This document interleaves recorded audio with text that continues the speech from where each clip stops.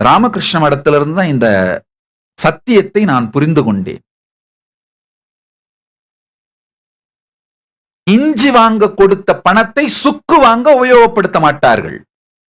ராமகிருஷ்ண மடத்தினுடைய பணக்கற்பு.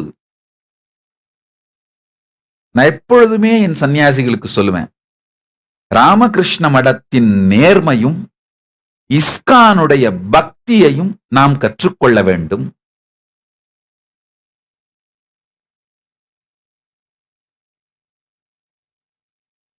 ராமகிருஷ்ண மடத்துக்குள்ள உள்ள இன்சைடரா பல ஆண்டுகள் இருந்திருக்கிறேன். அவர்களுடைய நேர்மைக்கு சமம் எதுவும் கிடையாது, யாரும் கிடையாது. உலகத்தில் நேர்மையின் உச்சம் என்றால் அது ராமகிருஷ்ண இயக்கம் தான்.